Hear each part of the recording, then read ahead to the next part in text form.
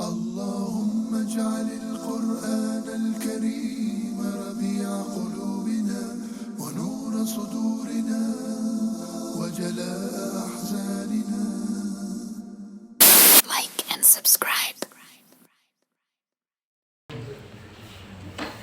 بسم الله والحمد لله والصلاة والسلام على رسول الله صلى الله عليه وسلم.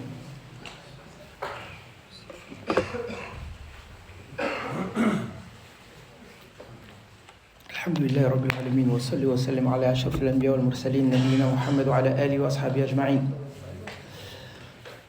Donc le frère Mohamed, il m'a invité pour faire un petit, il a dit un discours, mais moi j'ai plutôt préparé un cours, je vous préviens, je suis plutôt bavard, hibbul kalam, tharfar. En tout cas, jazakumullah khairan, ashkurukum ala husn al-istiqbal. On vous remercie Inch'Allah pour l'accueil. Donc d'abord, je vais me présenter pour les frères qui ne me connaissent pas. Ana Abdullah, imam fi Masjid al-Nour, fi Medinat Évreux. Donc je m'appelle Abdullah, je suis imam à la mosquée de Nour à Évreux. وقد من الله علي بدخول في الإسلام يعني منذ تقريبا 22 سنة. Allah Azza wa Jal m'a accordé la grâce d'embrasser l'islam il y a à peu près 22 ans. Bon, j'ai l'air jeune, mais j'ai un peu plus de la quarantaine. ويعني من الله علينا بالسفر إلى مصر ودراسة الإسلام هناك وبالأخص في جامعة الأزهر.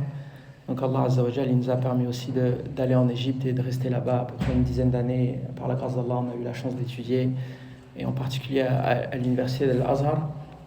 ويعني منذ تقريبا 10 سنوات نحن الحمد لله بفضل الله ناشطين في الدعوة خاصة في مدينة إفرو وبعض المساجد المجاورة Rouen, Mantes-la-Jolie إلى آخره. Donc depuis à peu près 10 ans, alhamdulillah, Allah Azza wa Jal nous a accordé de prêcher un petit peu partout, ici à Val-de-Reuil, à Rouen, à Évreux, Mantes-la-Jolie, etc. Donc le frère Mohamed, il m'a demandé de faire un cours sur as-salah, sur la prière. Donc j'ai une question à vous poser. On va commencer par une question simple, parce que bon, le frère, quand il m'a dit on va faire un cours sur la prière, je me suis dit c'est simple, la prière. Et en vérité, en approfondissant le sujet, je me suis rendu compte que subhanallah, c'est un sujet qui, en vérité, qui n'a pas de limite. Donc la première des questions à se poser, c'est pourquoi on fait la prière? Et là, je vais vous demander de participer, Inch'Allah. Limadha nusalli? C'est un ordre d'Allah. Parce que c'est un ordre d'Allah. طيب طاعة لله عز وجل. طيب لذكر الله ما شاء الله ذكر تفضل لكي نتكلم مع الله نناجي الله عز وجل ما شاء الله المناجاة جميل. Pourquoi on prie? لماذا نصلي? C'est le lien avec Allah direct. الصلة بينك وبين الله ما شاء الله, c'est un lien avec Allah عز وجل ما شاء الله. demande المغفرة ما شاء الله, تكفير للذنوب ما شاء الله, عبادة et دخول الجنة ما شاء الله. Non mais c'est vrai, moi je me suis dit c'est une question simple, mais quand tu te poses la question, tu trouves des dizaines et des dizaines de raisons pour lesquelles on fait la prière. La question, enfin on va dire la raison la plus simple, la justification la plus simple, tout simplement parce que Allah Azza wa Jal, comme il a dit, ta'atan lillah, il nous a dit wa aqimus salat wa atuz zakat, par exemple. Warka'u ma'ar raki'in. Donc Allah Azza wa Jal, il dit dans le Coran, accomplissez la prière, acquittez-vous de l'aumône et inclinez-vous avec ceux qui s'inclinent. Ulama al-tafsir yaqulun wa addu as-salat tammatan bi arkaniha wa wajibatiha wa sunaniha. Donc en fait le terme aqimus salat, Allah Azza wa Jal, il ne dit pas seulement sallu, il dit aqimu iqamatus salat. Yani que la prière, en fait, on doit l'accomplir en faisant attention de la parfaire, que ce soit avec les piliers, que ce soit avec les obligations, que ce soit avec les sunan. Là, on n'a pas le temps de développer, mais il y a une différence entre les trois. Donc il y a des choses dans la prière qui sont obligatoires et qui sont fondamentales, sans lesquelles la prière, elle n'est pas valide. Il y a des choses qui sont surérogatoires, on peut les faire ou on n'est pas obligé de les faire, comme par exemple le fait de dire 3 fois Subhana Rabbiyal Azim. On peut le dire qu'une fois, la prière elle est valide. Donc la deuxième et la troisième fois, c'est des sunan, comme le tashahhud al-awsat. Si on oublie le tashahhud au milieu, la prière elle est valide. sauf si on en a fait exprès évidemment. Mais si tu l'oublies, et après tu fais sujoud des sahw, khalas, t'as validé la prière. Donc là on parle d'obligation, on parle plus de sunnah. Il y a aussi le hadith dans lequel le prophète sallallahu alayhi wa sallam il nous dit بني الإسلام على خمس شهادة أن لا إله إلا الله وأن محمد رسول الله وإقام الصلاة وإيتاء الزكاة وصوم رمضان. Donc la prière c'est une obligation بنص الكتاب والسنة. Donc Allah Azza wa Jal a révélé un verset sur le sujet et le prophète sallallahu alayhi wa sallam nous a dit que la prière ça fait partie des 5 piliers de l'islam. Évidemment on aurait pu parler aussi d'autres raisons, comme par exemple le prophète sallallahu alayhi wa sallam dit dans un hadith أول ما يحاسب عليه العبد يوم القيامة الصلاة فإن صلحت صلح سائر عمله وإن فسدت فسد سائر عمله. Donc la première des choses sur laquelle on va être nuhasab alayha, on va être jugé le jour de la résurrection, ça va être as-salat, vous suivez machallah. Donc ça va être la prière. La prière si elle passe, tout le reste passe. Si elle passe pas, là c'est compliqué. Donc ça peut être une raison, ça peut être quelque chose qui nous pousse à faire la prière. En tout cas, les gens, quand ils sont amenés à la prière, ils ont différentes prises de conscience. Des fois, il y a des gens qui vont être piqués par tel hadith, d'autres personnes ils vont être incitées par tel autre hadith. عن النبي صلى الله عليه وسلم أنه ذكر الصلاة يوما فقال من حافظ عليها كانت له نورا وبرهانا ونجاة يوم القيامة ومن لم يحافظ عليها لم يكن له نور ولا برهان ولا نجاة وكان يوم القيامة مع قارون وفرعون وهامان وأبي خلف وأبي ابن خلف عفوا. Donc le prophète sallallahu alayhi wa sallam nous explique aussi que la prière, en fait, celui qui est assidu à la prière, le jour de la résurrection, la prière, elle sera une lumière, elle sera aussi une preuve et elle sera une source de salut le jour de la résurrection. Mais celui qui n'a pas été assidu à la prière, il n'aura ni lumière, il n'aura ni preuve et il aura encore moins de salut le jour de la résurrection. Et le prophète sallallahu alayhi wa sallam il dit pire que ça. Il sera ressuscité avec Qarun et Fir'aun et Haman. Donc avec les pires des kuffars et aussi avec Ubay ibn Khalaf qui était aussi un des ennemis de l'islam à son époque. Allah Azza wa Jalla nous dit aussi dans Sourate Maryam فخلف من بعدهم خلف أضاعوا الصلاة واتبعوا الشهوات فسوف يلقون غيا. Allah Azza wa Jalla nous parle des Bani Israël en parlant du pacte qu'il y avait entre eux et Allah Azza wa Jalla, et il dit qu'ils ont délaissé la prière. Il y a des générations qui sont arrivées après les générations des gens qui étaient pieux et qui étaient assidus à la prière, etc. Mais Allah Azza wa Jalla nous dit ils ont négligé la prière. Il n'a pas dit ils ont délaissé totalement. Il n'a pas dit et donc ils ont délaissé, ils ont négligé la prière et ils ont suivi les passions. Et Allah Azza wa Jalla nous dit donc ils seront le jour de la résurrection en enfer. Et comme disent les ulama de tafsir, ils disent فأتى من بعد هؤلاء المنعم عليهم أتباع السوء تركوا الصلاة كلها أو فوتوا وقتها وتركوا أركانها وواجباتها واتبعوا ما يوافق شهواتهم ويلائمها ويلقون شرا وضلالا وخيبة في جهنم. Donc les savants du tafsir ils nous disent en fait il y a des générations qui sont arrivées après, certains ils ont délaissé la prière, d'autres ils ont juste été négligents, c'est-à-dire ils ont laissé passer l'heure de la prière, ou alors ils ont été négligents dans les piliers de la prière et les obligations de la prière. Donc en fait j'ai choisi ce verset tout simplement parce que parfois on peut se sentir à l'abri quand on lit ce genre de verset, on se dit alhamdoulilah, moi je suis assidu à la prière. Je fais la prière tous les jours, alhamdoulilah, dans la mesure du possible. Bon, de temps en temps, il peut arriver que le travail, tout ça. Mais ce qui fait peur dans ce verset, c'est qu'en fait, il parle d'un sujet qui peut nous concerner tous. Et qui est justement la question des arkan, wajibat et des sunan. La question d'être méticuleux dans sa prière. Et ça, je pense que c'est un sujet, aucun d'entre nous n'est au-dessus de ça. On peut se dire, la prière, c'est bon, je connais. Ou alors le frère quand il m'a dit fais un truc sur la prière, c'est bon, tout le monde connaît la prière. Mais en vérité, on n'est jamais suffisamment savant en la matière. Il y aura toujours quelque chose sur lequel on n'est pas à 100%, et Inch'Allah ça va être le but de muhadara, Inch'Allah. Il a dit un petit discours, mais allez, je vous enlevez le 10 et pour moi, je garde le court. Donc, moi, la réponse que j'attendais, pourquoi on fait la prière, alhamdoulilah, vous avez été très réactif. À Évreux, ça se passe comme ça. Hein. Ça se passe pas comme ça, je veux dire. Les frères, je fais le dars, je leur pose des questions, des fois ils me laissent dans le vent. Hein. Mais subhanallah, quand je vais dans les autres villes, machallah, les gens, ils sont. À Évreux, je sais pas ce qu'il y a, mais les frères, ils vont entendre ça, ils vont dire ça. Ils méditent sur les gens d'Évreux, c'est pas grave, c'est ma ville, je fais ce que je veux. Mohem. Mais en tout cas, vous avez donné, machallah, beaucoup de bonnes réponses. Mais il y a une réponse, je dirais, qui s'impose à elle-même, c'est la gratitude. Ash-shukr. On fait la prière aussi parce que Allah Azza wa Jal, il mérite d'être adoré. Il mérite d'être adoré, même pas parce qu'il nous a créés. Il mérite d'être adoré parce qu'il est Allah. Le premier verset de Surat Al-Fatiha après le Basmala, c'est quoi? Alhamdulillah, tout le monde connaît, pardon. Alhamdulillah, subhanallah.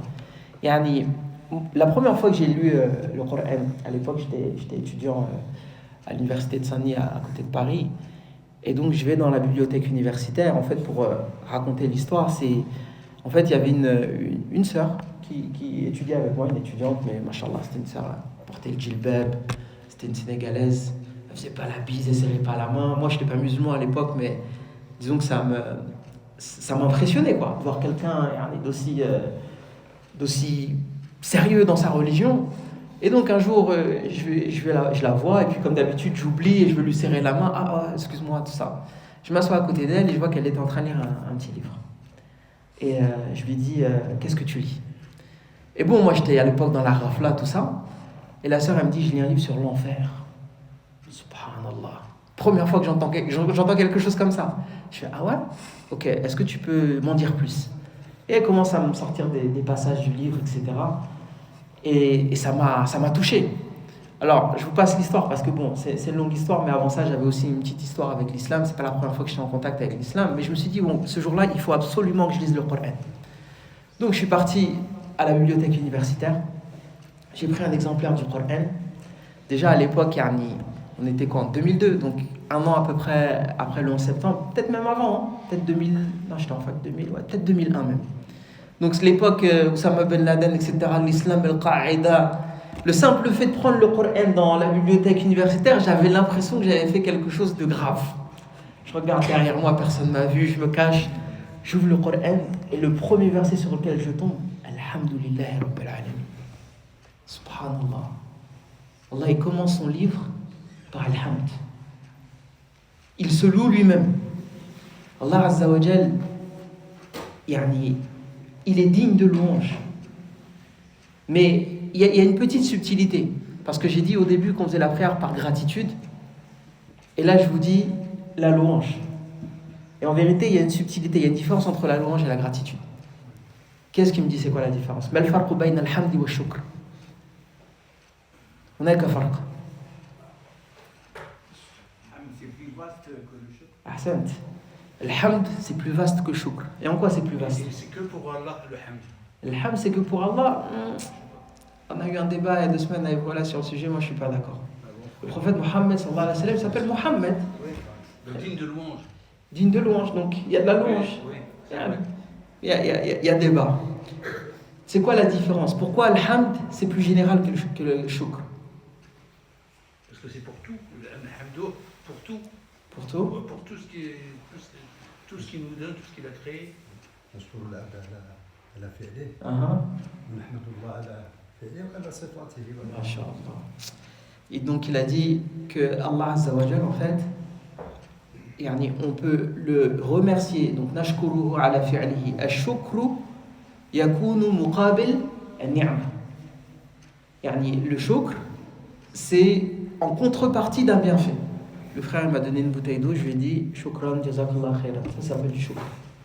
Mais le hamd li dhatihi, Allah Azza wa Jal, il est digne de louange en soi, en lui-même, parce qu'il est Allah Azza wa Jal. Avant même qu'il ait créé la création, même sans muqabil, même sans quelque chose en retour, Même sans qu'il nous ait créé, il était déjà digne de louange.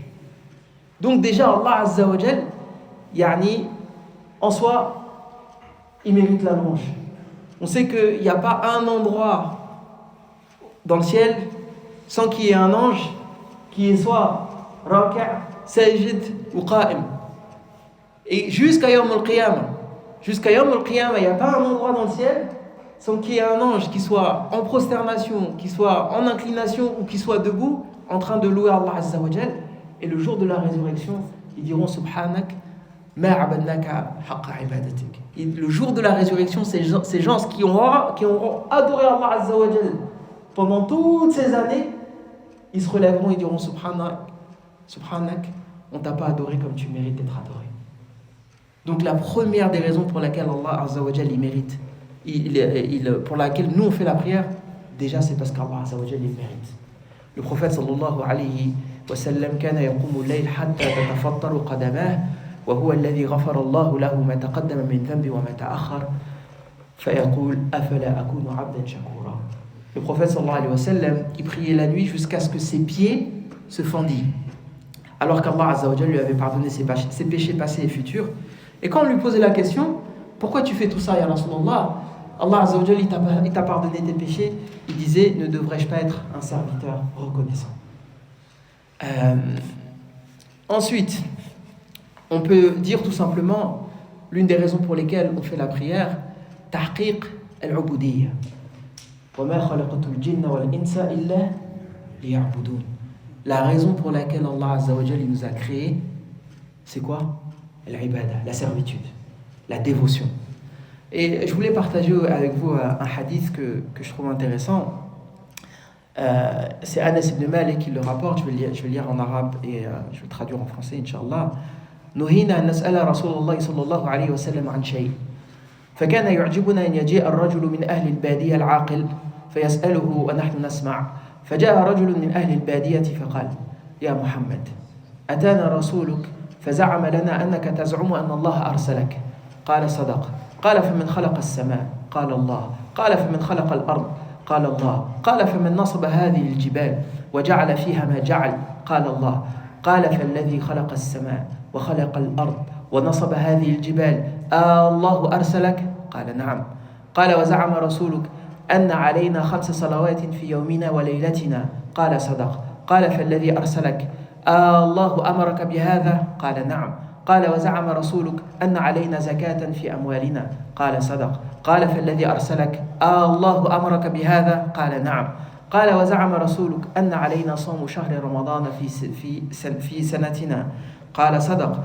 قال فالذي أرسلك الله أمرك بهذا قال نعم قال وزعم رسولك أن علينا حج البيت من استطاع إليه سبيلا قال صدق قال ثم ولى قال والذي بعثك بالحق لا أزيد عليهن ولا أنقص منهن فقال النبي صلى الله عليه وسلم لئن صدق ليدخلن الجنة. Donc c'est un très très beau hadith rapporté par l'imam Muslim dans lequel Anas ibn Malik dit que le prophète sallallahu alayhi wa sallam il nous interdisait de lui poser trop de questions. Et donc les compagnons ils étaient contents quand il y avait un bédouin qui venait et il disait al-aqil, un bédouin intelligent qui venait. Parce que des fois il y avait des bédouins qui venaient en Musta'an. Ils arrivaient, ils faisaient pipi dans la mosquée ou des trucs comme ça. Véridique, hein. Mais des fois il y avait des bédouins intelligents qui venaient. Et il dit un jour il y a un bédouin, il vient et il dit Ya Rasulallah, on a reçu la visite d'un de tes messagers et il nous a prétendu qu'Allah Azza wa Jal t'avait envoyé. Et le prophète sallallahu alayhi wa sallam il a dit sadaq, il a dit vrai. Et donc le bédouin il lui dit Man khalaqa as-sama, qui a créé les cieux? Le prophète sallallahu alayhi wa sallam il dit Allah. Qui a créé la terre? Le prophète sallallahu alayhi wa sallam il dit Allah. Qui a élevé ces montagnes et y a disposé ce qu'il y a disposé? Le prophète sallallahu alayhi wa sallam il dit Allah. Et le bédouin il dit par celui qui a créé les cieux et qui a créé la terre et qui a élevé ces montagnes et y a disposé ce qu'il a disposé. Est-ce que Allah Azza wa Jal t'a vraiment envoyé? Le prophète sallallahu alayhi wa sallam il dit ouais. Et il dit est-ce qu'il il dit ton messager il a prétendu que Allah Azza wa Jal nous avait prescrit 5 prières par jour. Est-ce que c'est vrai? Le prophète sallallahu alayhi wa sallam, il dit c'est vrai. Et ensuite, il parle des autres piliers de l'islam, il parle de la zakat, il parle du siyam ramadan, il parle du hajj. Et il lui dit, le bédouin à la fin, il dit Wallahi, je ferai ni plus ni moins. Et le prophète sallallahu alayhi wa sallam, il dit que s'il est véridique, il ira au paradis. Et dans d'autres versions du hadith, il dit celui qui veut voir le visage d'une personne du paradis, qui regarde cette personne. Et en fait, ça veut dire quoi? Ça veut dire que si la personne elle fait 5 prières par jour, sans aucune prière surrogatoire, et qu'elle paye la zakat, mais elle ne donne pas d'autres sadaqa, et qu'elle fait le jeûne de Ramadan, mais qu'elle ne fait pas le lundi, le jeudi, le siyam daoud, etc., même pas Ashura, même pas Arafat, etc., et que la personne elle fait le hajj, et qu'elle ne tombe pas dans le shirk, et qu'elle évite les grands péchés, et qu'elle arrive le jour de la résurrection, et qu'elle a plus de bonnes actions que de mauvaises actions, elle ira au paradis. Mais ce qu'il faut savoir, c'est que les Bédouins de l'époque, ou les Arabes de manière générale de l'époque, ils n'avaient qu'une seule parole. Quand ils promettaient quelque chose, quand ils disaient Wallahi, pour eux c'était khalas, c'était terminé. Ils avaient vraiment une mentalité dure. Et c'est aussi l'une des raisons pour lesquelles le prophète sallallahu alayhi wa sallam, il a eu des problèmes avec Quraysh, parce que dans leur tête, ils savaient que s'ils rentraient dans l'islam, il n'y avait pas de retour en arrière. Et la preuve, c'est que Ba'da Fath Mecque, lorsque le prophète sallallahu alayhi wa sallam, il a conquis la Mecque, il a mis du temps, plus de 20 ans à conquérir la Mecque. Une fois que les Mécois ils sont rentrés dans le dîn, ils ne sont plus jamais ressortis. Même quand il y a eu la vague d'apostasie, les Mécois, ils étaient solides, parce que leur mentalité, c'est ça.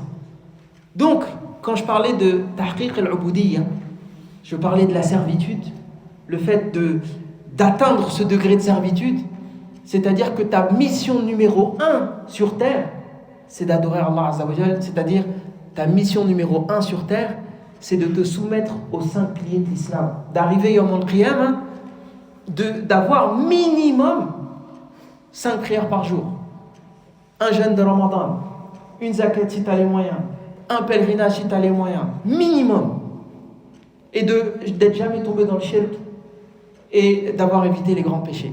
Si tu as ça, eh ben, tu es vraiment un abd, tu es vraiment un serviteur d'Allah Azza wa Jal. Et donc ça c'est la première finalité, enfin après la gratitude, la deuxième finalité de la prière. Ensuite, une autre raison pour laquelle on fait la prière, la quiétude. Allah. Nabi sallallahu alayhi wa sallam, il disait Arihna biha ya Bilal. Le prophète sallallahu alayhi wa sallam, il estimait que la prière c'était pour lui un moment d'apaisement, quoi. Mais ça c'est un niveau un petit peu élevé. Mais ça montre que en fait il y a un décalage entre la raison pour laquelle beaucoup d'entre nous faisons la prière, et on peut pas l'avouer, on peut pas le reconnaître dans un verset. Mais beaucoup d'entre nous, ce qui nous pousse à faire la prière, c'est bara'at al-dhimma. C'est pour se débarrasser d'une obligation.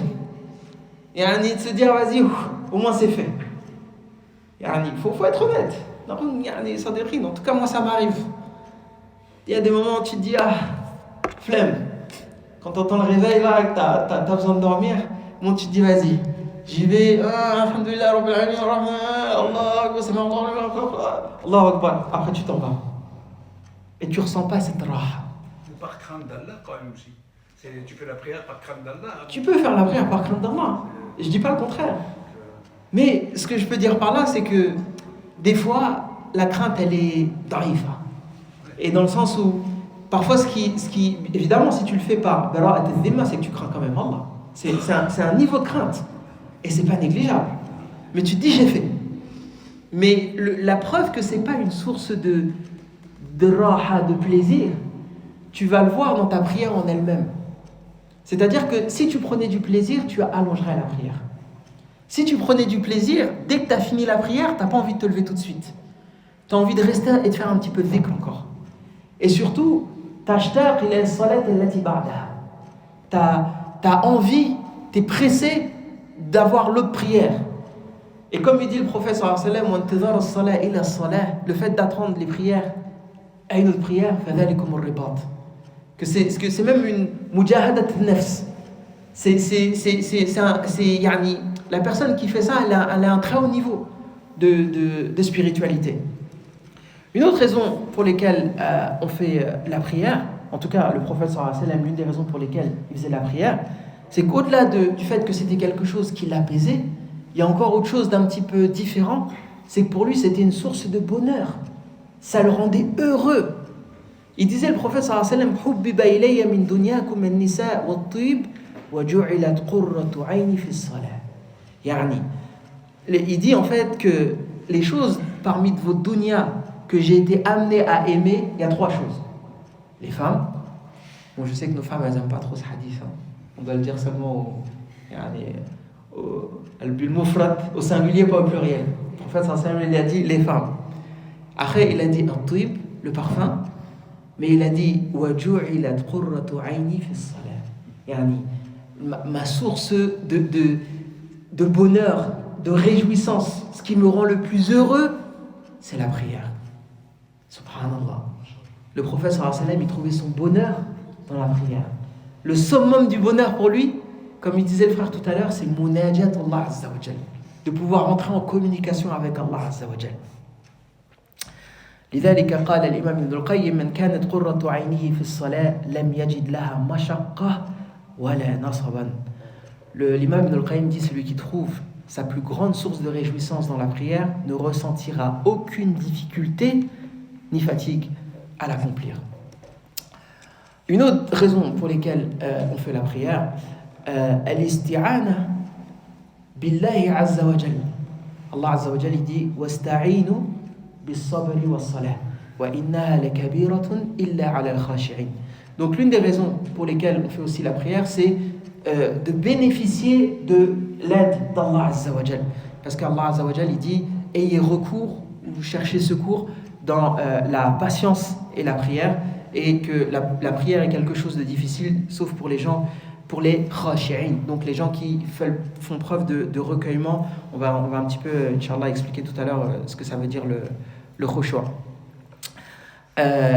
قال أهل التفسير اطلبوا العون على كل أحوالكم الدينية والدنيوية بالصبر وبالصلاة التي تقربكم إلى الله وتصلكم به فيعينكم ويحفظكم ويذهب ما بكم من ضر وإن الصلاة لشاقة وعظيمة إلا على الخاضعين لربهم. Donc les savants du tafsir, ils expliquent que en fait la prière c'est un moyen d'obtenir l'aide d'Allah Azza wa Jal dans nos problèmes de la dunya ou nos problèmes de la akhira. Autrement dit, Allah Azza wa Jal, il a aussi instauré la prière pour que tu lui demandes de l'aide. Un enfant qui est malade, et d'ailleurs j'ai mon fils Oubey qui est malade, Inch'Allah, Allah Azza wa Jal, qu'il le guérisse définitivement, bi'idhnillah.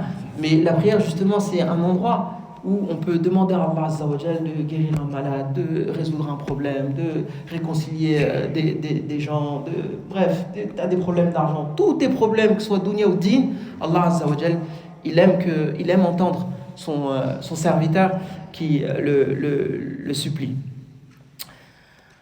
Ensuite, l'une des raisons pour lesquelles aussi on peut faire la prière, c'est s'éloigner de la débauche et du vice. Allah Azza wa Jal, il nous a demandé dans le Coran, par exemple, il dit Inna Allah ya'muru bil adli wal ihsani wa ita'i dhil qurba wa yanha 'anil fahsha'i wal munkari wal baghi ya'idhukum la'allakum tadhakkarun. Donc Allah Azza wa Jal, il nous impose ou il nous prescrit, il nous demande de faire preuve de justice et de bienfaisance et de donner à nos proches, et Allah Azza wa Jal, il interdit la débauche et le vice. Il dit aussi dans le verset Ya ayyuhalladhina amanu la tattabi'u khutuwati ash-shaytan wa man yattabi' khutuwati ash-shaytan fa innahu ya'muru bil fahsha'i wal munkar wa lawla fadlullahi 'alaykum wa rahmatuhu ma zaka minkum min ahad abadan walakin Allah yuzakki man yasha wallahu sami'un 'alim. Donc Allah Azza wa Jal, il dit aux croyants, ne suivez pas les pas du shaitan, et celui qui suit les pas du shaitan, et bien qu'il sache que le shaitan ordonne la débauche et le vice, et que si ce n'était la grâce d'Allah et sa miséricorde, nul d'entre vous n'aura jamais été purifié, ouais, mais Allah Azza wa Jal, il purifie qui il veut et Allah entend tout et c'est tout. Mais surtout, Allah Azza wa Jal, il dit dans un verset Utlu ma uhiya ilayka min al-kitabi wa aqim as-salah inna as-salata tanha 'anil fahsha'i wal munkar wa la dhikrullahi akbar. Donc, Wallahu ya'lamu ma tasna'un. Et donc, Allah Azza wa Jal, il dit surtout dans le verset de Surat Al-Ankabut récite ce qu'Allah Azza wa Jal t'a révélé du livre et aqim as-salah, donc fais la prière, pratique la prière, parce que la prière, elle t'empêche de pratiquer la débauche et le vice. Le prophète sallallahu alayhi wa sallam, par exemple, aussi, il dit dans un hadith, il y a des compagnons qui disaient qu'ils savaient qu'il y avait un des compagnons qui était un voleur en fait. Il volait la nuit, mais il volait, mais il priait la nuit. Et donc, ils ne comprenaient pas ce paradoxe. Et donc, ils sont partis voir le prophète sallallahu alayhi wa sallam, ils ont dit un tel, on sait que c'est un voleur, mais il prie la nuit. Le prophète sallallahu alayhi wa sallam, il leur a dit c'est tanhahu salatu. Donc que sa prière allait finir par l'empêcher de continuer ce grave péché. Une autre raison pour laquelle on fait la prière et qui nous a échappé, enfin en tout cas qui n'a pas été mentionnée, c'est que la prière c'est une lumière. As-salat, nour. Et on aura besoin de ce nour le jour de la résurrection. Allah Azza wa Jalla dit يوم يقول المنافقون والمنافقات للذين آمنوا انظرونا نقتبس من نوركم قيل ارجعوا وراءكم فالتمسوا نورا فضرب بينهم بسور له باب باطنه فيه الرحمة وظاهره من قبله العذاب. Allah Azza wa Jalla dit le jour de la résurrection, les munafiqoun, donc les hypocrites, que ce soit masculin ou féminin, ils diront aux croyants attendez-nous et laissez-nous prendre de votre lumière. Et on leur dira retournez et allez chercher de la lumière ailleurs, et il y aura un mur qui va les séparer, et les munafiqoun, ils verront la miséricorde en fait en face d'eux, mais en fait s'ils franchissent ce mur, ils auront le châtiment d'Allah Azza wa Jal. Le prophète sallallahu alayhi wa sallam, il dit aussi dans le hadith الطهور شطر الإيمان والحمد لله تملأ الميزان وسبحان الله والحمد لله تملأان ما بين السماء والأرض والصلاة نور والصدقة برهان والصبر ضياء والقرآن حجة لك أو عليك كل الناس يغدو فبائع نفسه فمعتقها أو موبقها. Bref, il dit dans un hadith, le hadith dans lequel il dit الطهور شطر الإيمان, que la purification c'est la moitié de la foi. الحمد لله تملأ الميزان, الحمد لله remplit la balance. Subhanallah walhamdulillah tamla'ani ma bayna as-samawati wal ard. Le fait de dire subhanallah walhamdulillah, ça remplit l'espace entre les cieux et la terre. Et il dit surtout as-salatu nur. La prière, c'est une lumière. Donc c'est aussi une lumière dans le sens où c'est quelque chose qui va nous permettre de distinguer entre le bien et le mal. Comme dans le hadith qu'on a mentionné tout à l'heure, la personne qui vole, mais en même temps elle est assidue dans la prière de nuit, un jour ou l'autre elle va se dire non, c'est pas possible.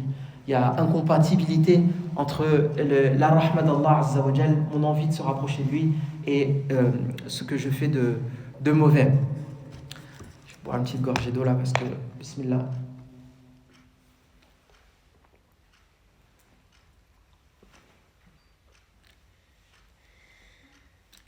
Donc une fois qu'on a compris ça, tout ça c'était juste une introduction, on a une question encore. Pourquoi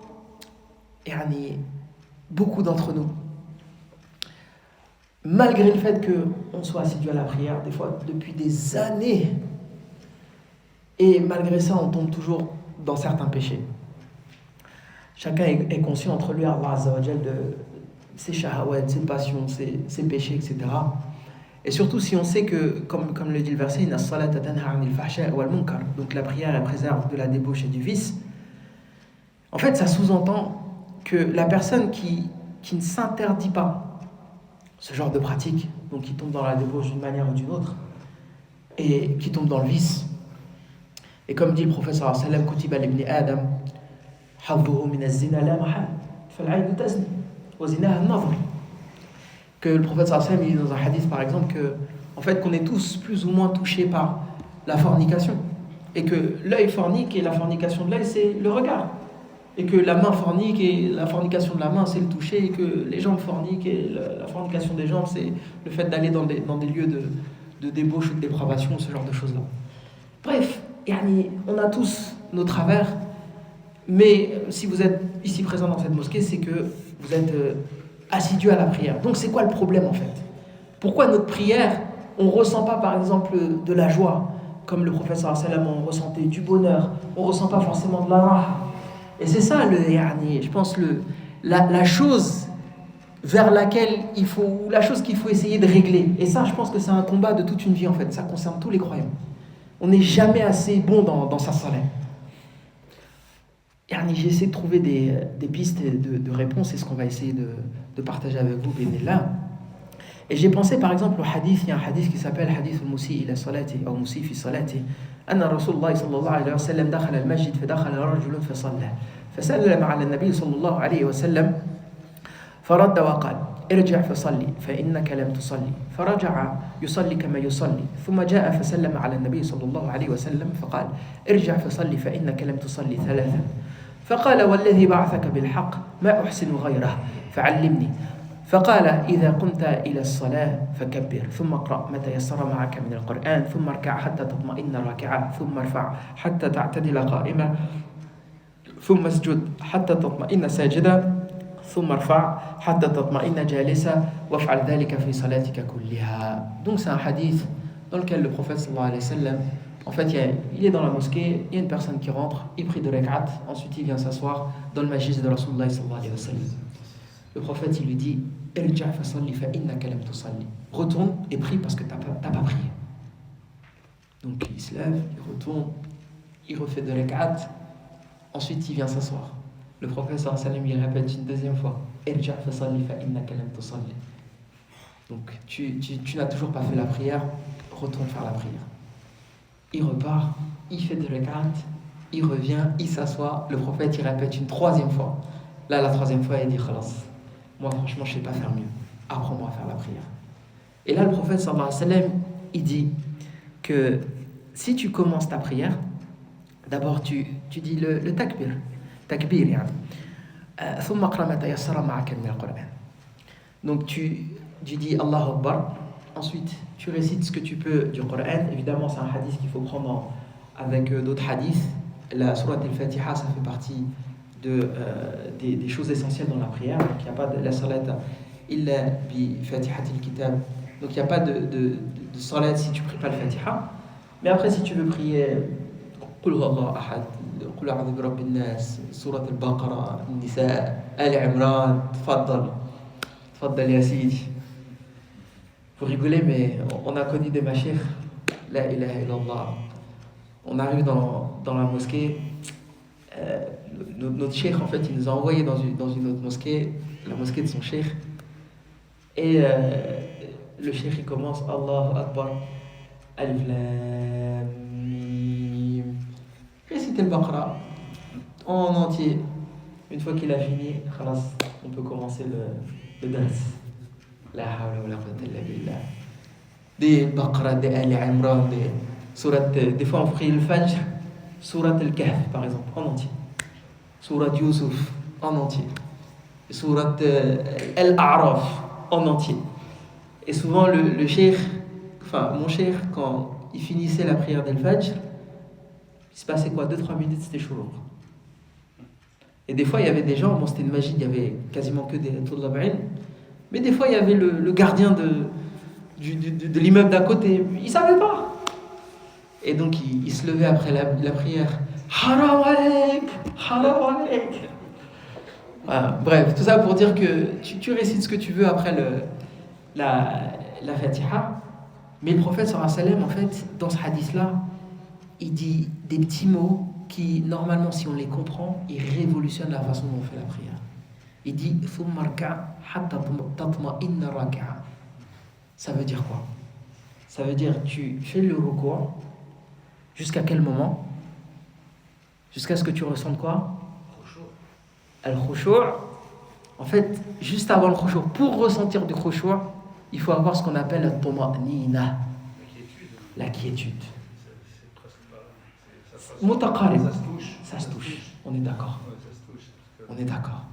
En fait, il te dit, tu dois t'incliner jusqu'à ce que tu ressentes un tuma'nina. Et en fait, tuma'nina, quand tu réfléchis au sens du terme, il y a deux dimensions. Il y a une dimension physique et il y a une dimension qui est de l'ordre du spirituel, en fait, qui est de l'ordre j'ai envie de dire, de l'émotionnel. En fait, la tuma'nina, c'est incompatible avec la précipitation, déjà. Tu ne peux pas avoir de la tuma'nina, tu ne peux pas avoir de la quiétude si tu fais les choses rapidement. Le recours qu'on voit de certaines personnes, et je caricature, hein, mais je ne suis pas loin de la réalité. Allahu Akbar, Sami Allah liman hamida. Ça, c'est de la gymnastique, ça.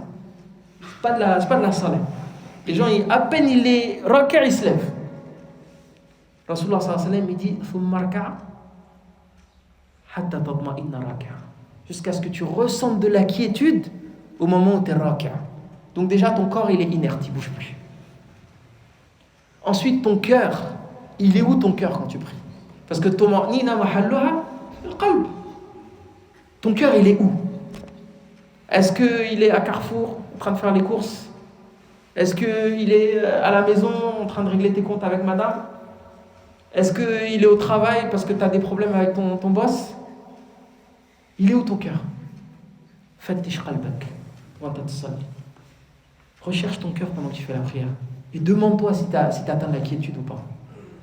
Et quand tu regardes, dans certains madhahib, par exemple, في madhab al-Hanabila, at-tuma'nina min arkan as-salah, ou min wajibat as-salah. J'ai un doute là sur le coup là. Mais c'est l'un des deux. Soit il dit c'est un pilier, soit il dit c'est une obligation de la prière. Qu'en fait, si tu n'as pas la tuma'nina, si tu n'as pas la quiétude, ta prière elle n'est pas complète. Et la preuve c'est ce hadith. ثم اركع حتى تطمئن ركعة ثم ارفع حتى تعتدل قائما. Pareil, une fois que tu t'es levé, tu dois attendre d'être complètement immobile, complètement relevé.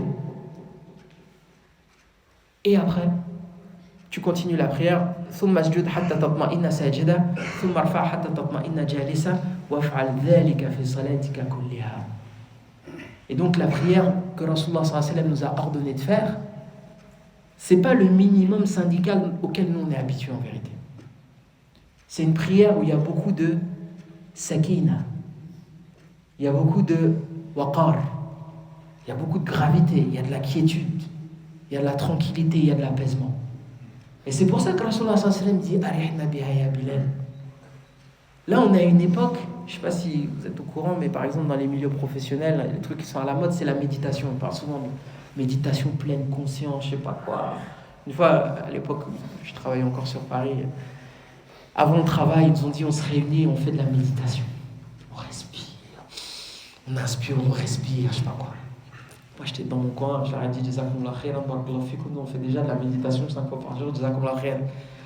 Mais tout ça pour dire que l'humain il a besoin de ça en fait. Et aujourd'hui, il y a même des gens, ils écrivent des livres sur les bienfaits de la méditation. Et c'est pas de la critique, hein. La méditation, c'est quelque chose, médicalement parlant, c'est prouvé scientifiquement que si tu fais de la méditation, les exercices de respiration, tu fais le vide de ton esprit, tu réduis les battements de ton cœur, etc. C'est prouvé médicalement qu'il y a un bienfait là-dedans. Donc c'est prouvé médicalement qu'en fait, si tu appliques vraiment ce que Rasulullah sallallahu alayhi wa sallam te demande d'appliquer dans la prière, tu vas trouver une sharah as-sadr. Tu vas trouver la joie de vivre, tu vas trouver du bonheur. Comme je te dis, le kafir qui fait de la méditation, il sent plus heureux. Ala kufrihi wa dhalalihi wa shirki. Il sent un bienfait. Comment ça se fait que moi, musulman, je prie 5 fois par jour et je ne suis pas un expert de la méditation? Je ne suis pas un expert du bien-être? Je ne suis pas un expert de la quiétude, de la tuma'nina? Ajib, il y a un problème. Il y a un problème. La vérité, il y a un problème. Donc, comment on fait pour résoudre ce problème? Il est quelle heure là? 42, ça va, un petit peu de temps à l'Aïcha. Je vous avais prévenu, hein? Ça va? Tout va bien? Alhamdulillah. Donc, première des choses, ce qui va nous distinguer des gens de la méditation, c'est que nous, en fait, on fait les choses ibadatan lillah azza wa jalla. On le fait par, comme on l'a dit tout à l'heure, par servitude.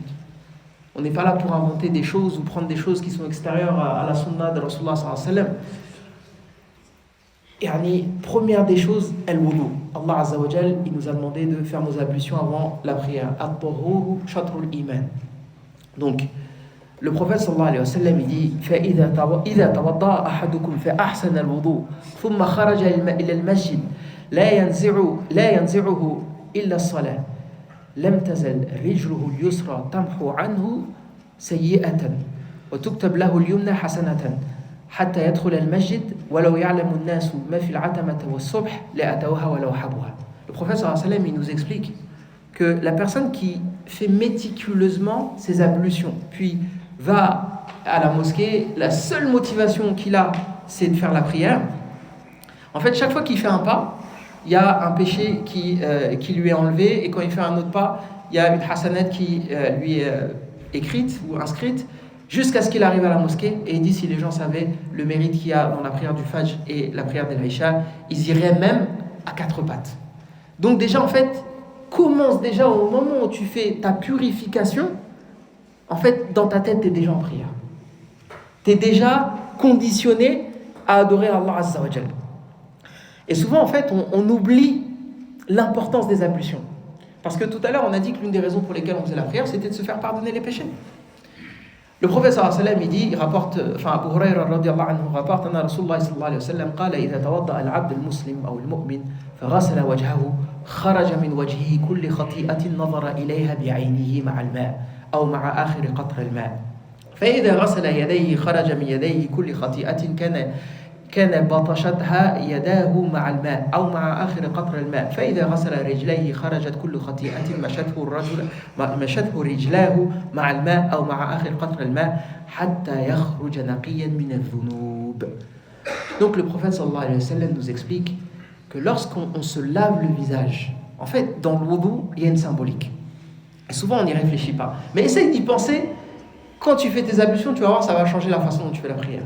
La symbolique, c'est que Allah Azza wa Jal, il fait descendre, et ça, littéralement, c'est Rasulullah sallallahu alayhi wa sallam qui le dit, il fait descendre chaque péché que tu as commis avec ton visage, autrement dit, avec ton regard. Comme je disais, les yeux, ils pratiquent la fornication, et la fornication, c'est les choses qu'on regarde et qu'on ne devrait pas regarder. Le prophète sallallahu alayhi wa sallam, il dit, lorsqu'on se lave le visage, tous les péchés qu'on a commis avec notre regard, ils s'en vont, avec la dernière goutte. Et pareil, lorsqu'on se lave les mains, tous les péchés qu'on a commis avec la main, ils s'écoulent, jusqu'à la dernière goutte. Lorsqu'on se lave les pieds, tous les péchés qu'on a commis avec les pieds, c'est-à-dire les endroits où on n'aurait pas dû aller, eh ben, ils s'en vont jusqu'à la dernière goutte. Et donc c'est ça le sens premier des ablutions en fait. C'est non seulement évidemment se purifier extérieurement, qu'on ne va pas voir Allah Azza wa Jal avec des impuretés, mais c'est surtout se purifier intérieurement. Elle est déjà là, la symbolique. Donc en fait, quand tu fais tes ablutions, pense à tes péchés aussi. Pense à tes péchés. Et là déjà, tu vas arriver dans la prière avec un autre état d'esprit. ويروى عن علي بن الحسين أنه كان إذا توضأ اصفر لونه فيقول له أهله ما هذا الذي يعتريك عند الوضوء فيقول أتدرون بين يدي من أريد أن أقوم.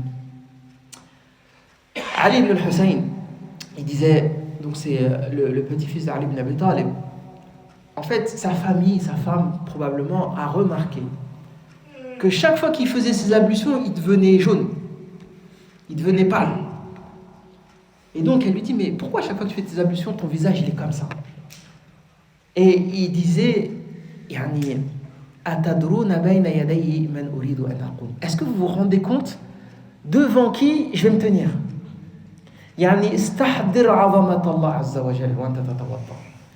Quand tu fais tes ablutions, réfléchis à ça. Pense que tu vas aller devant Allah Azza wa Jal. Imagine, tu es convoqué, je sais pas moi, même le patron de ton entreprise, lorsqu'il te donne rendez-vous, tu vas à un entretien d'embauche.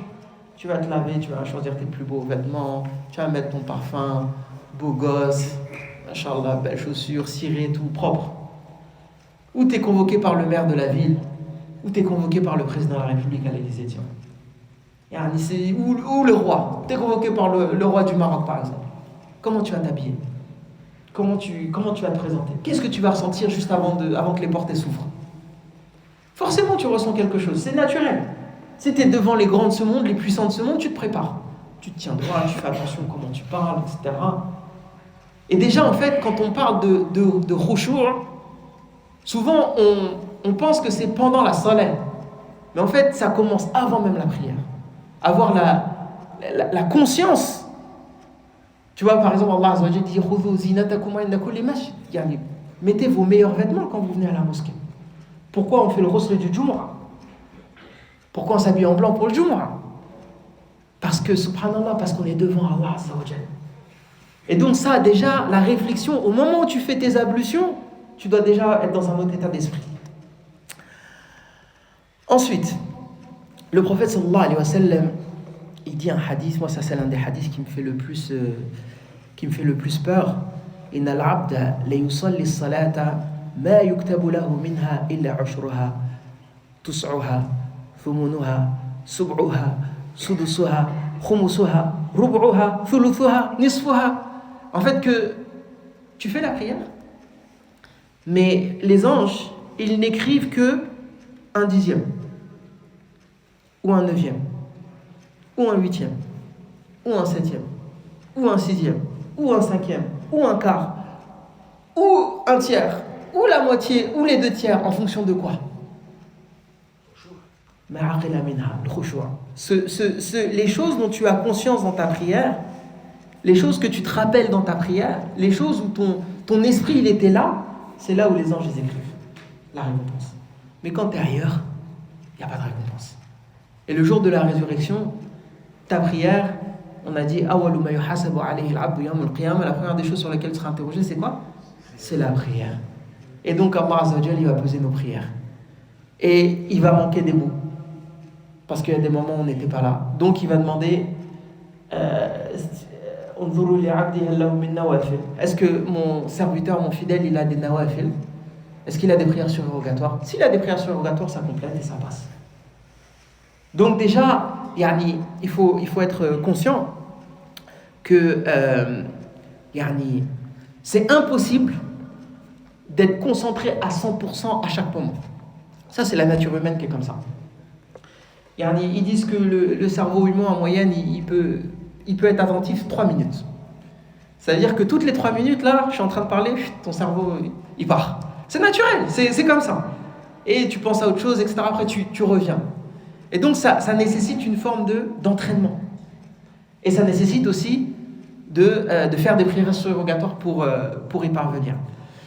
Allah Azza wa Jalla, il dit aussi, il y a un verset qui m'a inspiré. واتلو عليهم نبأ ابن آدم بالحق إذ قرب قربانا فتقبل من أحدهما ولم يتقبل من الآخر قال لأقتلنك قال إنما يتقبل الله من المتقين. Vous savez l'histoire des deux fils d'Adam, comme Allah Azza wa Jalla la rapporte dans Surat Al-Ma'idah. Et en fait, il dit que chacun des deux frères avait fait une offrande. Il y en a l'une qui fut acceptée, l'autre qui n'a pas été acceptée. Donc le frère, par jalousie, il a dit لأقتلنك, je vais te tuer. Et Allah Azza wa Jalla,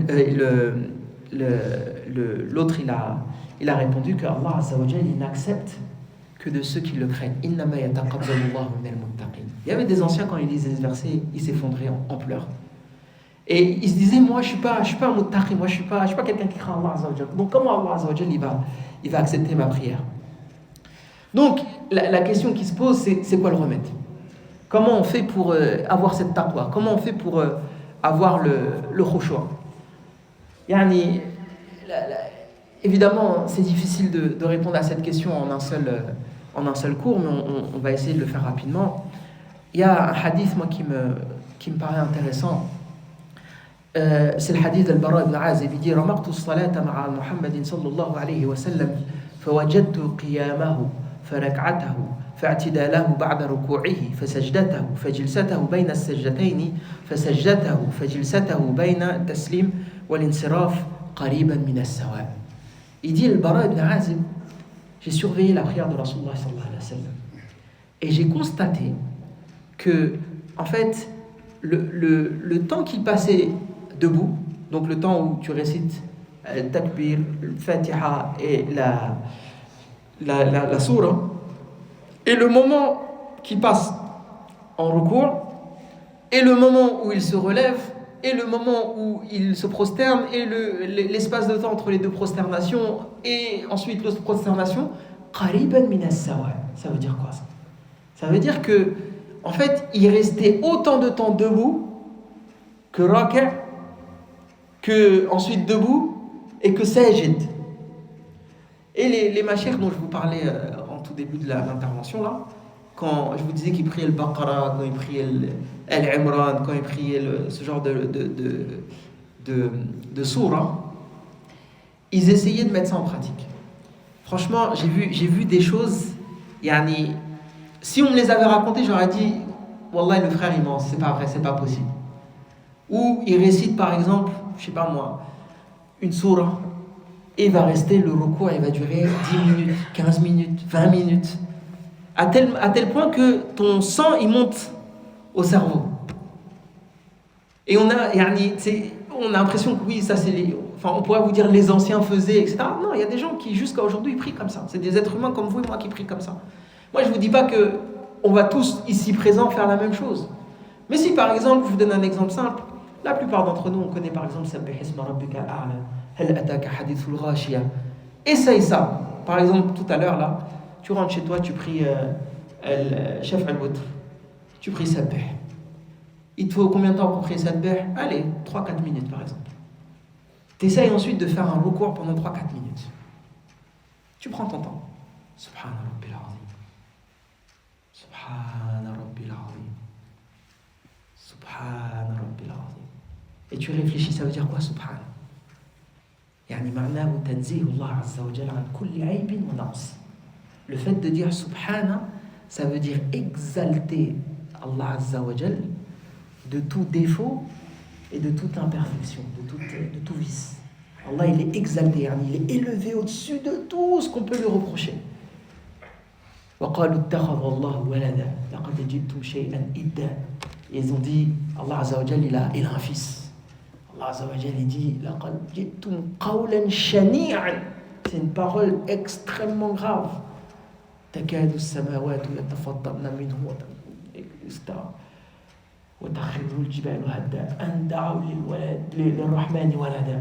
Que les cieux et la terre manquent de se fendre tellement la parole elle est grave. Médite à ça pendant que tu dis Subhana Rabbil Azim. Pense à que Allah Azza wa Jal as-samawat matwiyatun fi yamini. Yawm al-qiyamah, Allah Azza wa Jal, il tiendra les cieux et la terre, toute la création dans sa poigne, dans sa main droite, il dit. Réfléchis à ça. Réfléchis à la grandeur d'Allah Azza wa Jal. Pendant que toi t'es là, Subhana Rabbil Azim, pendant 4 ou 5 minutes. Ensuite tu te relèves, tu dis Sami Allahu liman hamida, Rabbana wa lakal hamd, hamdan kathiran tayyiban mubarakan fihi, mil'a as-samawati wa mil'a al-ard. Et il a akhir ملء ما شئت من شيء بعد أهل الثناء والمجد حق ما قال العبد وكلنا لك عبد. Et répète-le une fois, 2 fois, 3 fois, 4 fois. Et ça c'est des doigts, vu le temps. Depuis combien de temps on fait la salat? On devrait tous les connaître. T'achètes Hisn al-Muslim et t'essayes d'apprendre toutes les doigts que Rasulullah sallallahu alayhi wa sallam disait dans la prière. En plus des doigts obligatoires. Subbuhun Quddusun Rabbul Malikati wa Ruh. Dis ça et répète-le pendant 5 minutes, tu vas voir. Et ensuite tu fais le sujoud et tu repenses à ce que je te disais tout à l'heure, Subhana Rabbil A'la. Et tu répètes ça, et tu répètes ça. Allahumma laka sajadtu, wa bika amant, wa laka aslamt. Et tu continues ce genre de dua. Et tu demandes à Allah Azza wa Jal ce que tu veux. Ya Rabb, je suis un pécheur. Ya Rabb, tel jour j'ai commis tel péché. Ya Rabb, ishfi ahli. Ya Rabb, iqdi dayni. Ya Rabb, demande à Allah Azza wa Jal. Ya Rabb, je suis loin, rapproche-moi. Aqrabu ma yakunu al-abdu min rabbihi wa huwa sajid. Le moment, l'instant où le serviteur, le fidèle, il est le plus proche d'Allah Azza wa Jal, c'est quand t'es quoi?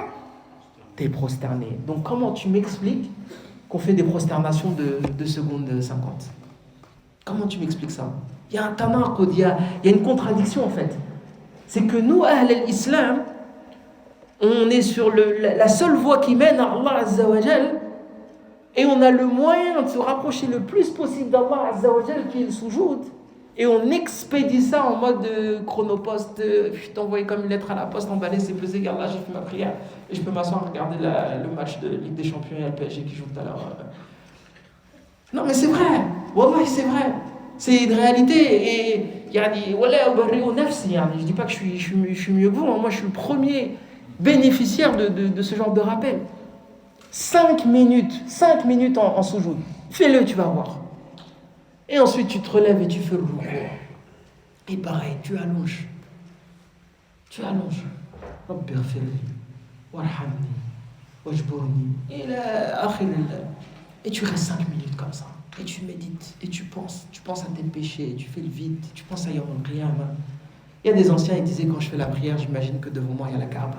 Sur la droite, il y a le paradis. Sur la gauche, il y a l'enfer, et devant moi, il y a le Sirat. Et là, t'es dans un autre monde. C'est ça, c'est ça le sens de la prière, c'est ma source de réjouissance. C'est le moment où je débranche. C'est le moment où je suis ailleurs, je suis avec Allah Azza wa Jal. C'est ça le sens de l'munajat. C'est là où Allah Azza wa Jal, tu lui parles, il te répond. C'est là où Allah Azza wa Jal, tu fais une invocation, elle monte direct au 7e ciel. Et il exauce.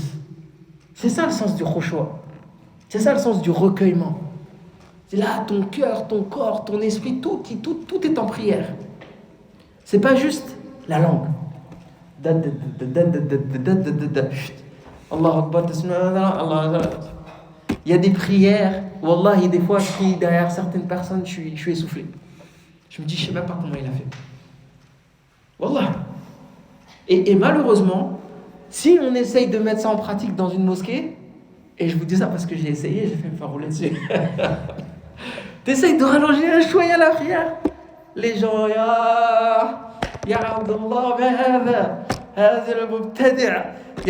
c'est quoi, tu nous ramènes une prière, c'est quoi, c'est toi qui vas nous apprendre la prière, moi ça fait 50 ans, je fais la prière, j'ai jamais vu ça. Wallahi, c'est parce que subhanallah, ça fait partie des... Enfin, il y a un frère qui à chaque fois il me dit, il faut que je fasse des cours sur les sunnas oubliés et tout ça. Bah pour moi, la première des sunnas oubliées qui a disparu des mosquées, c'est ça. Et d'ailleurs, awwalu ma yurfa min ummati, c'est quoi? Le hadith, il dit quoi? La première des choses qui va disparaître de ma communauté, c'est quoi? Al-khushu'. Hatta tadkhul al-masjid la takad tajidu ahad la takad tajidu ahadan khashi'an. Il dit, la première des choses qui va disparaître de ma communauté, c'est le khushu'. À tel point que tu rentreras dans certaines mosquées, tu trouveras quasiment personne capable de khushu'. Ça fait peur. La hawla wa la quwwata illa billah. عن أبي سعيد الخدري رضي الله عنه كان رسول الله صلى الله عليه وسلم يقوم في الظهر فيقرأ قدر 30 آية في كل ركعة ثم يقوم في العصر في الركعتين الأوليين قدر 15 آية. Le prophète sallallahu alayhi wa sallam, lorsqu'il priait salat al-zuhr, il priait environ 30 versets pendant la prière de zuhr. Et la prière d'Al-Asr, c'était à peu près 15 versets dans les deux premières rak'ah. Donc c'est à peu près des sourates comme, ouais, je dirais Sabbih. Mulk, c'est transversé, c'est beaucoup plus le Mulk. 30 versets? Ouais, c'est 30 versets? Subhanallah. Sajda al-Mulk. Sajda al-Mulk. Prière dhuhr. Fais ça dans la salle, n'importe quelle mosquée ici en France, tu fais ça, prière dhuhr. Les gens vont te regarder bizarre. Ils vont dire, frère, il fait quoi là? Il a oublié ou? Subhanallah. C'est vrai. Donc on prie Sajda al-Mulk dans nos prières et on essaye de faire en sorte que le ruku' il soit aussi long, que le sujoud il soit aussi long, que l'i'tidal il soit aussi long, que le julus bayna sajdatayn il soit aussi long. Et si vous faites ça avec entraînement, dites-moi si vous n'avez pas trop chaud après. Un autre hadith qui me paraît vraiment intéressant, Inna salat al-dhuhr kanat tuqam wa yadhhabu al-dhahibu ila al-baqi' فيقضي حاجته ثم يأتي أهله فيتوضأ ويدرك النبي صلى الله عليه وسلم في الركعة الأولى مما يطيلها. Donc les compagnons ils nous disent quoi? Ils disent que ils entendaient l'iqama salat al-dhuhr. Ils avaient le temps d'aller jusqu'à al-Baqi', le cimetière qui était en dehors de Médine. Ils faisaient leurs besoins là-bas parce qu'ils n'avaient pas de toilette évidemment chez eux. Ils faisaient leurs besoins là-bas. Ils revenaient chez eux. ils faisaient leurs ablutions, ils allaient à la mosquée, le prophète sallallahu alayhi wa sallam était toujours dans la première raka. Tellement. Salat al-Zuhr, on n'est pas l'Isha ou l'Al-Fajr, Salat al-Zuhr. Donc ça veut dire qu'en fait, yani, l'un des éléments les plus importants pour avoir du khushu', c'est de se donner le temps d'avoir du khushu'. C'est de se donner le temps de méditer le Coran.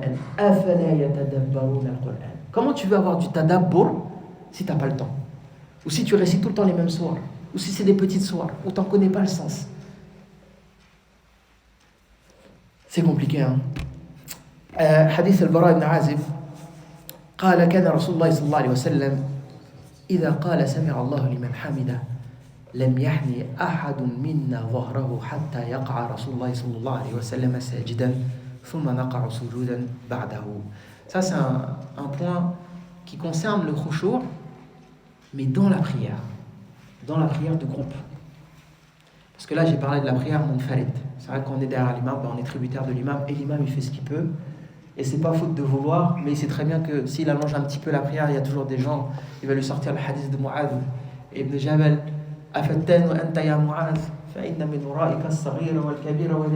Donc le hadith dans lequel Mu'adh il prie le Baqara. Et le prophète sallallahu alayhi wa sallam lui a interdit de le faire.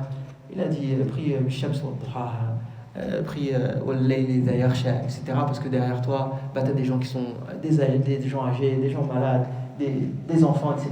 Mais là, moi je parle à titre individuel, c'est-à-dire quand tu as le temps chez toi, Qiyam al-Layl, tes nawafil, ou alors des moments où tu n'es pas à la mosquée, etc.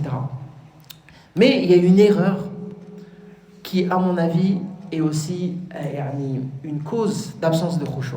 C'est-à-dire que, en fait, on fait tellement la prière dans la précipitation que même quand l'imam il dirige la prière, et ça c'est un truc quasiment, je vois ça dans toutes les mosquées, en fait l'imam, comme quand le prophète, le hadith il dit innama ju'ila al-imam liyutamma bih fa idha raka'a farka'u wa idha sajada fasjudu wa idha qala sami'a Allahu liman hamida faqulu rabbana wa lakal hamd. En fait le prophète sallallahu alayhi wa sallam il dit que l'imam il est là pour guider. Innama ju'ila al-imam liyutamma bih, pour diriger la prière. Fa idha raka'a farka'u. Le fa في اللغة العربية ماذا يفيد؟ يفيد الترتيب والتتبع. Donc le fa dans la langue arabe, ça veut dire qu'il y a deux choses. Par exemple, si je te dis dakhala Zaydun wa Amr al-masjid. Zayd et Amr, ils sont rentrés dans la mosquée. Est-ce que tu sais dans quel ordre ils sont rentrés? Non, tu sais pas. Dakhala Zaydun wa Amr, peut-être qu'Amr est rentré avant, peut-être que Zayd est rentré avant. Peut-être qu'ils sont rentrés à deux moments totalement différents. Mais si je te dis Dakhala Zaydun fa Amrun, si je te dis Zayd est rentré et Amr, mais en langue arabe il y a deux façons de dire, et il y a wa et il y a fa. Ça veut dire non seulement qu'ils sont rentrés l'un après l'autre, mais ils sont rentrés l'un à la suite de l'autre. Yani que d'abord on sait qui est rentré le premier, mais on sait aussi que l'autre il l'a suivi. Et donc le suivi, ça indique qu'il n'y a pas de tazamun. On ne peut pas être en même temps. C'est pas en même temps, il n'y a pas de concomitance. L'imam il dit Allahu Akbar. Et au moment où il fait le mouvement, il n'a pas fini le mouvement, il y a des gens, ils sont déjà en train de faire le mouvement. Or le sawab, c'est de faire le mouvement quand l'imam il a fini son mouvement. En gros, tu as tout le temps un mouvement de décalage, et pas de retard. De décalage avec l'imam. Les ulama, ils vont même plus loin. Ils disent que, en fait, admettons, l'imam, il a dit Allahu Akbar.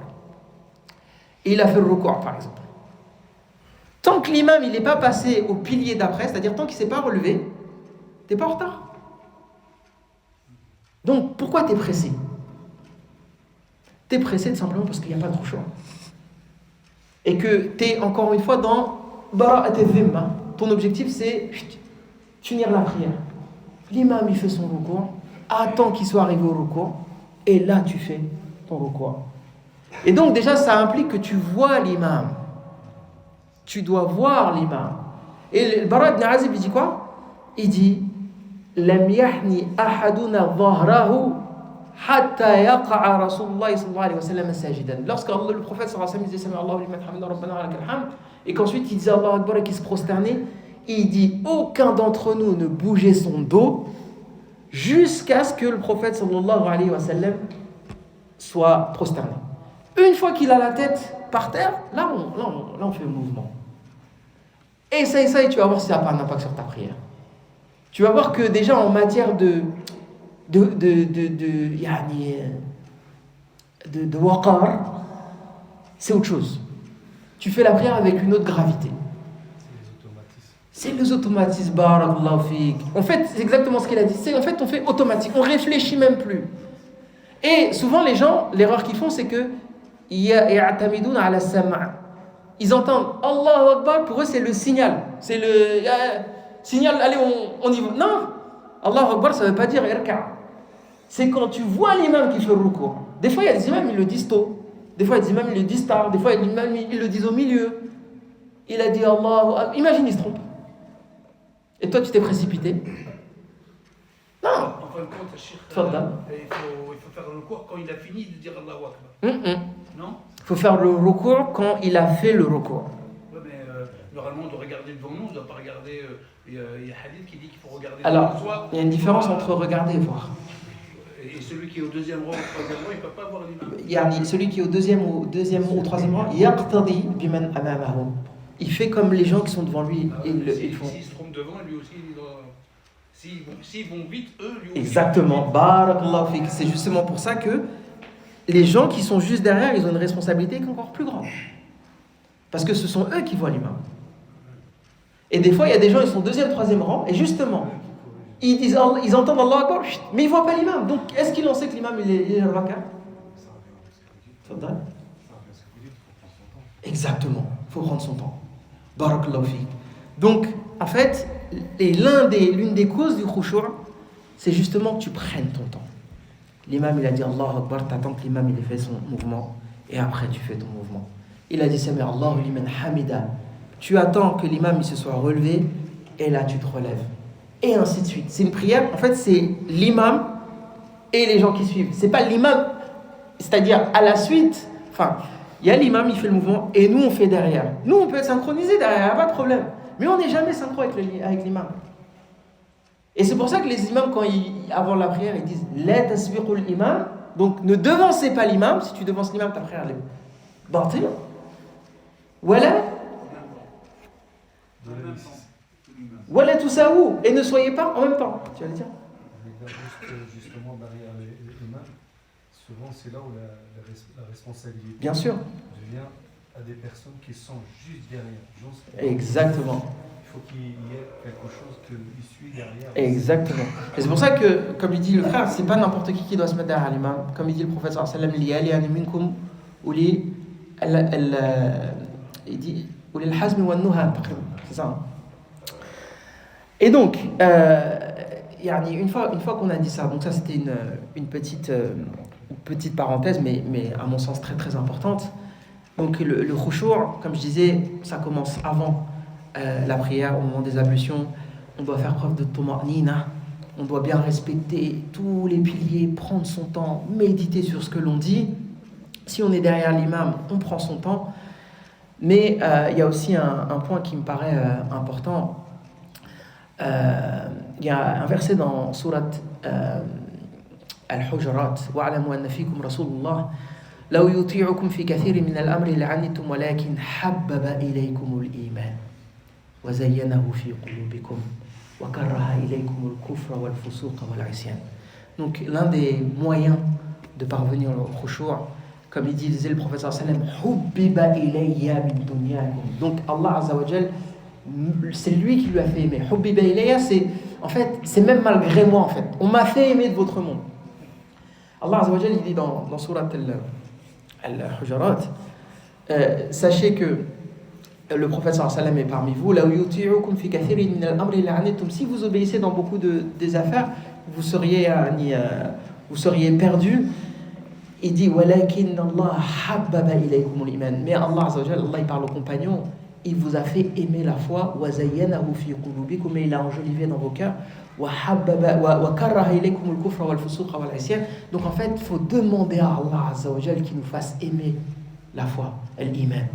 Et il n'y a pas de doute que l'un des noms de la prière, c'est l'iman. Wa ma kana Allahu liyudhi'a imanakum. C'est dans le sens de وَلَا مَكَانَ اللَّهُ لِيُضِيعَ صَلَاتَكُمْ. C'est lorsque la qibla elle a été changée de côté et que les compagnons ils ont dit ouais mais les prières qu'on a fait avant en direction de Jérusalem, et Allah Azza wa Jalla l'a révélé وَمَا كَانَ اللَّهُ لِيُضِيعَ إِيمَانَكُمْ. Allah ne perdra pas votre foi, c'est-à-dire votre prière. Donc Allah Azza wa Jalla, c'est lui qui te fait aimer la foi et c'est lui qui te fait aimer la salat. Donc c'est à lui qu'il faut demander. Allah Azza wa Jalla il dit aussi dans sourate Al-Asr وَالْعَصْرِ إِنَّ الْإِنسَانَ لَفِي خُسْرٍ إِلَّا الَّذِينَ آمَنُوا وَعَمِلُوا الصَّالِحَاتِ وَتَوَاصَوْا بِالْحَقِّ وَتَوَاصَوْا بِالصَّبْرِ. Donc l'homme il est en perdition sauf ceux qui ont la foi et qui se rejoignent mutuellement la vérité et qui s'enjoignent mutuellement la patience. Tout ça pour dire que en fait la prière, en tout cas arriver à un moment de khushu', c'est extrêmement difficile, c'est extrêmement long. Et si on vous dit que ça y est, vous avez écouté le dars d'Abdullah, ça y est, khalas, ta vie elle va changer, on vous ment. La vérité c'est que ça demande énormément de pratique et énormément de patience. Et encore une fois, le tawfiq il vient d'Allah Azza wa Jal. Il y avait un ancien qui disait عالجت قيام الليل سنة وتنعمت به 20 سنة. Il dit en fait j'ai mis 1 an à prier qiyam al-layl avec difficulté, 1 an. Mais par contre ça fait 20 ans que je prends du plaisir à faire qiyam al-layl. Donc si lui il a mis 1 an, nous il nous faut combien d'années? Il y en a un autre, il dit كابدت قيام الليل 20 سنة وتنعمت به 20 سنة. Il y en a un, il dit j'ai mis 20 ans à m'habituer avec difficulté à faire qiyam al-layl et j'ai mis encore 20 ans à prendre du plaisir, ou ça fait 20 ans que je prends du plaisir à faire qiyam al-layl. قال الحسن إن الرجل ليذنب الذنب يحرم به قيام الليل. El Hassan al-Basri disait que en fait tu peux faire un seul péché et c'est ce péché qui va t'empêcher de faire qiyam al-layl, qui va te priver de qiyam al-layl. Et Abdullah ibn Mas'ud قيل لابن مسعود لا نستطيع قيام الليل قال أقعدتكم ذنوبكم. Abdullah ibn Mas'ud il était shadid. Abdullah ibn Mas'ud il disait wa alaykum salam wa rahmatullah, on lui a dit on n'arrive pas à faire qiyam al-layl. Il a dit c'est vos péchés qui vous ont empêché de faire qiyam al-layl. Donc يعني إن شاء الله نكتفي بهذا القدر. جزاكم الله خيرا. Je ne sais pas si vous avez des questions. Inch'Allah, c'est pour aujourd'hui. En tout cas, on a essayé de traiter le sujet. Je ne sais pas si c'était intéressant ou pas. En tout cas, moi, à titre personnel, j'ai profité. Donc, au pire des cas, c'est pas grave, Marlich. Je voudrais revenir sur la question de lorsqu'on fait la prière. Est-ce qu'il faut regarder là où se prosterne? Dans quelle école c'est permis de faire ça? Et dans quelle école il est permis de regarder devant soi? C'est-à-dire, par exemple, pour regarder l'imam. Parce que si je suis là-bas à droite, je ne peux pas, moi, voir l'imam s'il fait le ruku ou le sujoud. C'est par rapport à ce qu'il dit. Ok. Alors, premièrement, moi, je n'ai pas la prétention d'être oustaz fil fiqh al-muqaran. Je ne suis pas professeur de madhhab comparé, donc je ne serais pas capable de te dire. Pour certaines mas'ala, il y a des mas'ala où on sait telle école, etc. Mais cette mas'ala en particulier, je n'ai pas la science de dire telle école a dit ci, telle école a dit ça. Par contre, ce que j'ai appris, c'est que les personnes qui sont derrière, quand on dit elles regardent l'imam, yani l'il mubalagha, yani c'est pas apprendre de manière littérale. Ça ne veut pas dire que tu es là en train de le regarder. Non, tu regardes mawdi' as-sujud. An-nazar fi mawdi' as-sujud. Par contre, il y a une différence entre regarder et voir. Là, par exemple, je vous regarde, mais je vois les gens qui sont au bout. S'il y a un mouvement, je le vois. Donc, même les gens qui sont au bout, ils regardent devant eux, mais ils voient l'imam.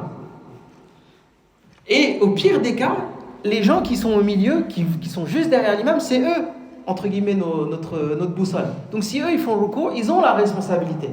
Les gens qui sont juste derrière l'imam, ils ont la responsabilité, ils envoient un signal aux gens qui sont derrière. Ils disent, nous, on a vu l'imam, il s'est incliné, donc inclinez-vous.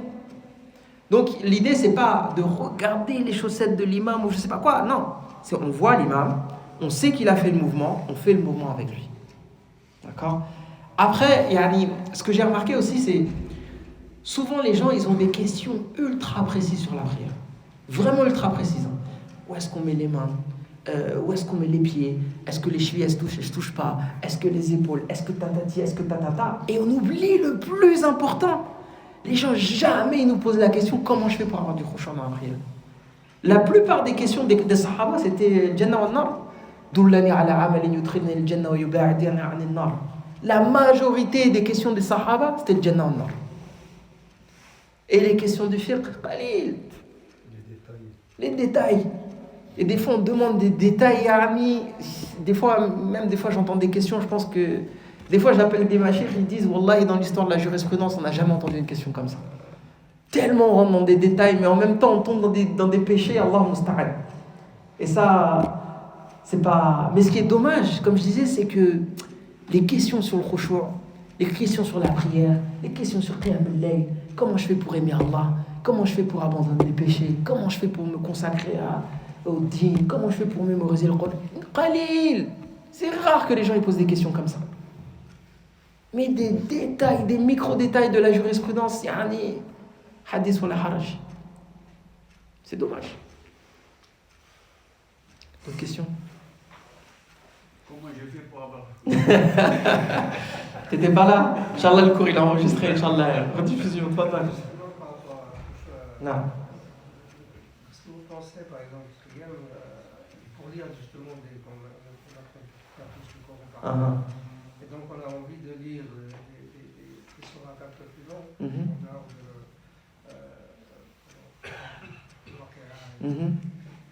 et prendre le fait de prendre le Coran et lire dans la prière. Par rapport justement à l'idée du prochain, c'est difficile de prendre, de poser, etc. Non.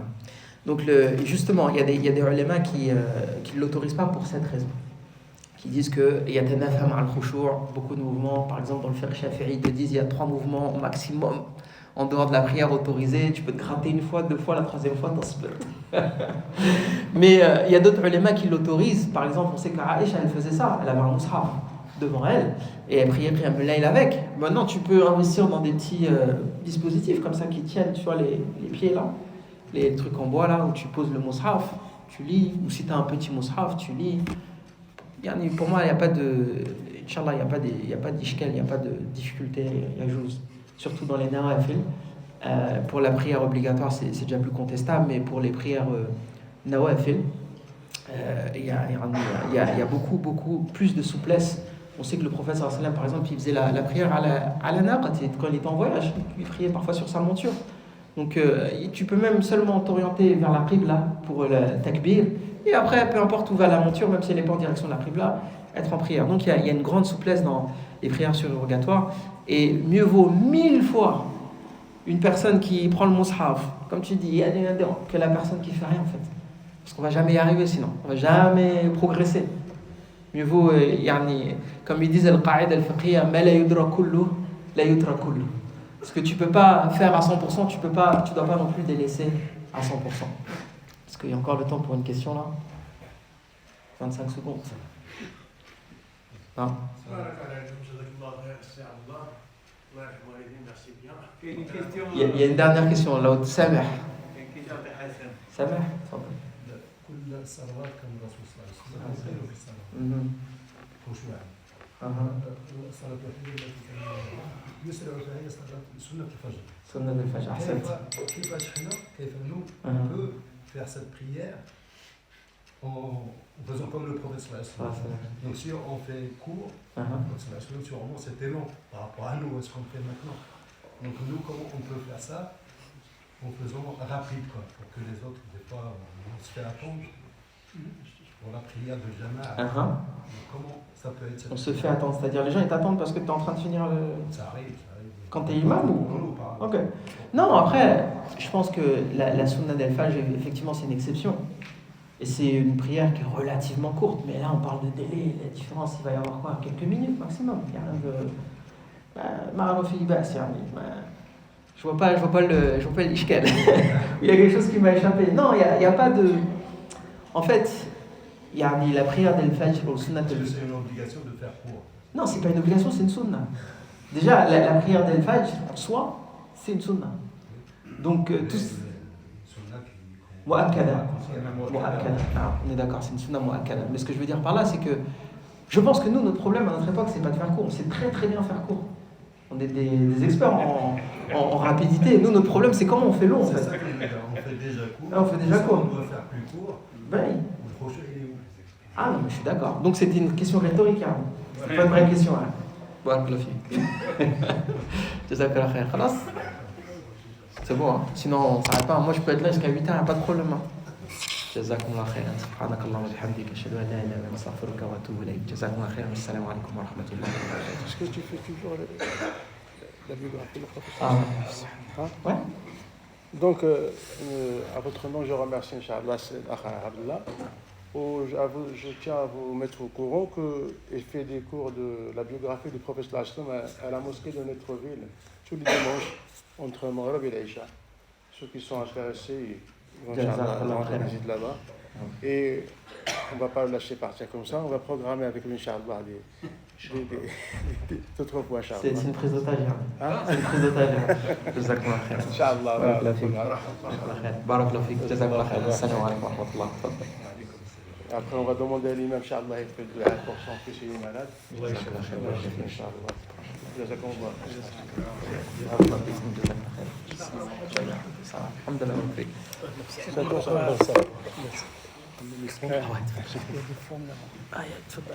جزاك الله خير.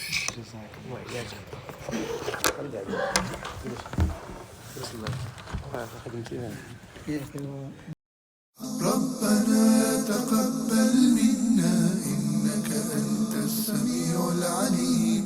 ربنا تقبل منا إنك أنت السميع العليم.